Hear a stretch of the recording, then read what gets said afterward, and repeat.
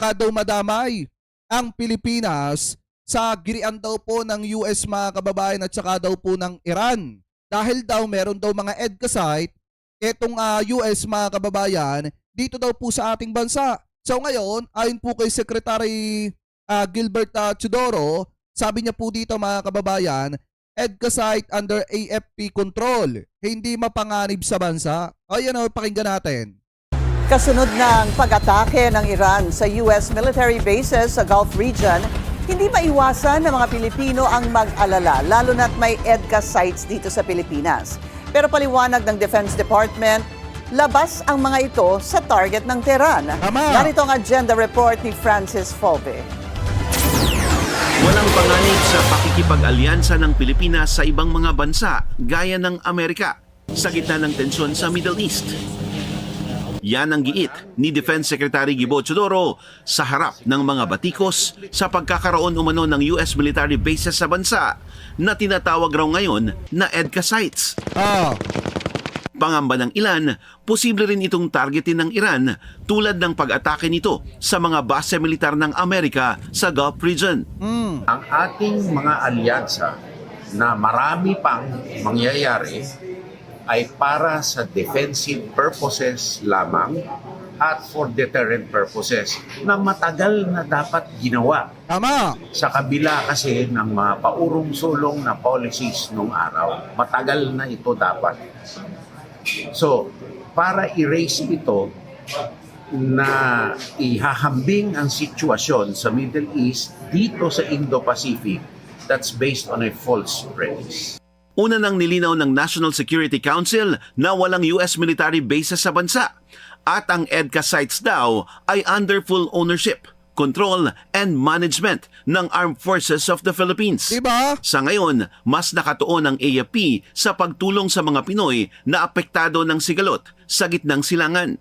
Mapangalagaan ang kaligtasan ng ating mga mamamayan sa lugar at humanap ng Kasi akala siguro mga kababayan ng mga DD-shit na nagpapakalat ng maling balita patungkol po dito, akala siguro nila mga kababayan na yung mga EDCA site dito po sa ating bansa, mga military bases ng ng Amerika. Pero hindi nila alam mga kababayan na ang may control po niyan ay walang iba kung hindi ang Armed Forces of the Philippines. Kaya nga hindi pwedeng madadamay ang Pilipinas sa agrian ng US at saka po ng Iran. Ano po? Anyway, tuloy pa natin. paraan kung paano sila may repatriate, tulong-tulong to sa lalong madaling panahon. Nagbabala rin ng AFP sa mabilis na pagpapakalat ng maling impormasyon, lalo sa social media. Sa panahon po ng global tensions, the real battlefield sometimes shifts to social media. Tama. So let me emphasize, vigilance is good, panic is not. Kasi sa totoo lang mga kababayan, ang isa naman sa nag-ingay niyan ay si Paulo Duterte. Sinabi niya na ano daw ang gagawin ng presidente kung sakaling idamay tayo ng Iran. Diba naglabas ng statement itong si Paulo Duterte mga kababayan at pinaniwalaan naman ng kanyang mga disipulo. Di po ba? Anyway, tuloy pa natin.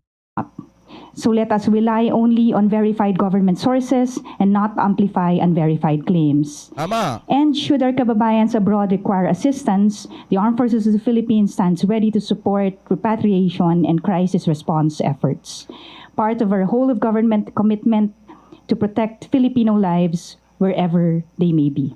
Inihahanda na ang mga C-130 ng Philippine Air Force para sa posibleng repatriation ng mga OFW sa Middle East. Para sa agenda, Francis Folve, Bellionario News Channel. O ayan, maliwanag din dito mga kababayan na talagang gumagawa ng paraan ng ating pamahalaan para matulungan yung mga kababayang Pilipino po natin dyan po sa Middle East na mapabalik ng Pilipinas mga kababayan dahil nga dito sa nangyayaring girian sa pagitan po ng Amerika at saka po ng Iran. So ngayon kung mapapansin nyo din mga kababayan, ayon po sa Armed Forces of the Philippines, talagang tinitiyak nila na hindi po madadamay ang Pilipinas sa gulo sa Middle East. Yan po yung sabi dito, pakinggan nyo ulit. Handang tumulong ang AFP sakaling kailanganin ng ilikas sa mga kababayan nating naiipit Yan, sa gulo sa Middle East. Nangunguna sa balita si Brian Castillo. Jiggy, tiniyak ng AFP na hindi madadamay ang Pilipinas sa nangyayaring gulo ngayon doon sa may Middle East. Ayon sa AFP, wala silang namomonitor na direktang banta sa ating bansa at malayo raw tayo doon sa pinangyayarihan ng giyera. Sa kabila Tama! nito, patuloy pa rin daw yung ginagawang paghahanda ng sandatahang lakas. Saka tandaan nyo mga kababayan, hindi mag-aaksaya ng panahon ng Iran na mandamay pa ng ibang mga bansa mga kababayan. Dahil nga kung gagawin nila yon, mauubos lang ang oras nila sa pandadamay ng ibang mga bansa at dadami lang yung mga kalaban nilang bansa. Kaya ang gagawin siguro mga kababayan, in my personal opinion, ng Iran, pagtuunan na lang ng pansin mga kababayan yung ginagawang pag-atake sa kanila, allegedly, ng US. Ano po kung paano nila isusurvive yon. Pero gaya nga ng sabi ko, mas maganda pa rin kung magkakasundo mga kababayan, ang Iran at saka pong Amerika at ititigil nila yung kanilang gera kasi marami po talaga maapektuhan at madadamay dyan. Anyway, ituloy pa natin. Pakinggan natin ang pahayag ng AFP. We could sleep soundly at night. What is happening in the Middle East is a regional conflict. The largest missile system of the IRGC would only reach up to 2,000 kilometers. We are 7,500 kilometers away. Hindi po tayo nanonood lamang. We are monitoring, coordinating, and preparing. Jiggy, kilalang kaalyado ng Amerika ang Pilipinas pero ayon sa AFP ay wala ng US military bases dito sa ating bansa ni tulad ng ibang mga bansa sa Middle East na pinunteriya o tinatarget ng Iran. Ang meron lang tayo ay EDCA sites at itong EDCA sites ay mga base militar na pag-aari ng Pilipinas kung saan meron lamang access ang mga Amerikanong sundalo. Para sa AFP, malabo itong punteriyahin ng Iran. Bagamat wala nakikitang umanong direktang banta sa ating seguridad, ang inaalala raw ngayon ng AFP ay yung sitwasyon ng mga OFW doon sa Middle East na naiipit ngayon sa kaguluhan. Kaya sabi ng Philippine Air Force at ng Philippine Navy ay nakahanda silang tumulong sa gagawing paglilikas sa ating mga kababayan doon sakaling mas tumindi pa ang gulo sa Middle East. Narito ang pahayag ng Philippine Navy at ng Philippine Air Force. We are undertaking already necessary preparedness at the onset of this news. No, handa po tayo, but we would be waiting for their signal po. So we have several sea-lift vessels in our Navy, and we would just like to assure everyone that your Navy is prepared and is ready to support such operations once directed to do so. At yan muna ang latest mula dito sa Camp Aguinaldo. Balik sa Jiggy. Saka ito mga kababayan, alam nyo ba kung ano yung pinakamatindi dito? Kung ano yung pinakamalupit dito? Saglip na isipin ng mga kaalyado ni Sara Duterte yung kapakanan na mga kababayan po nating OFW na apektado ng gera sa pagitan po ng Iran at saka po ng Amerika.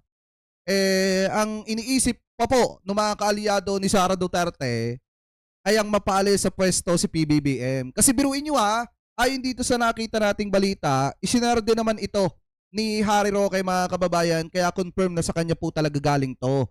Kung babasahin po natin, galing po dito sa Turismo Central Luzon. Sabi po dito mga kababayan, eto raw. Ayan, sabi po dito, a political appeal surface amid rising tension abroad.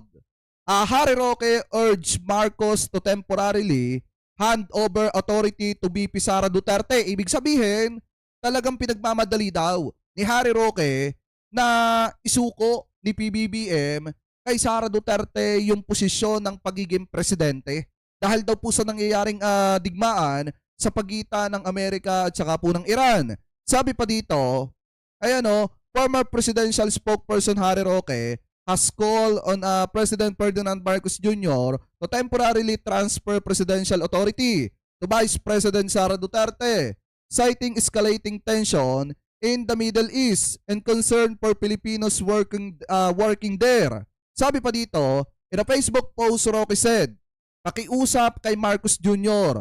sa kabila ng putukan sa gitnang silangan at ang iyong bisyo at karamdaman na mukhang pinagtatakpan. Pakibigay po, miski panandalian, ang kapangyarihan ng tanggapan ng presidente kay Inday Sara Duterte. Dahil kailangan ng ating mga kababayan ang mabilisang tulong, lalo na ang mga kababayan natin sa gitnang silangan, please lang po. Yan yung sabi mga kababayan ni Harry Roque. Eto kung nakikinig si Harry Roque ngayon, hindi ko alam kung attorney ka ba o bobo ka lang talaga. Attorney Harry Roque. Saan ka nagkatala sa tingin mo makakatulong yung gusto mong mangyari para maisalba yung mga kababayang Pilipino nating OFW? Nasan ba yung sinasabi mo na mabilis gumalaw?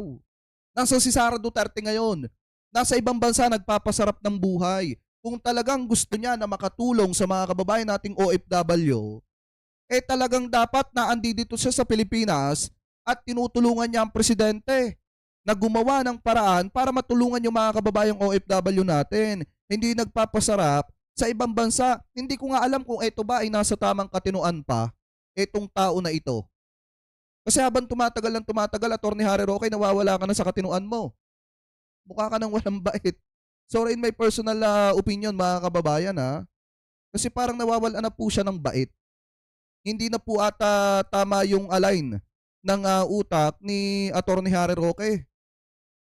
Sa tingin mo, yan ba ang mabilis na aksyon na sinasabi mo? Napakahaba pang proseso niyan.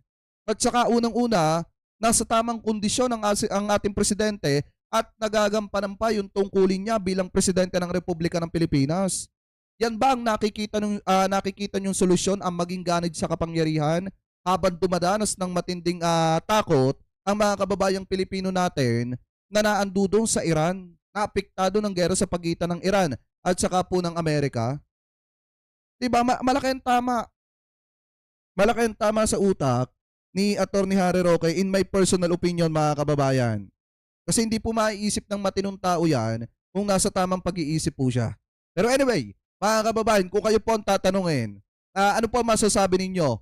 Hingil po sa mga pinagsasasabing ito ni Harry Roque na ang nakikita niyang solusyon para maisalba daw yung mga kababayang Pilipino natin dyan po sa Iran, sa may parting Middle East, mga kababayan, ay ang isuko daw ni PBBM yung kapangyarihan niya bilang presidente dito po kay Sara Duterte na hindi naman nagtatrabaho. So kayo, ano po ang komento nyo, mga kababayan? Hingil po dyan. Comment below na lamang po kung ano po masasabi nyo. Hingil po sa usapin po na yan.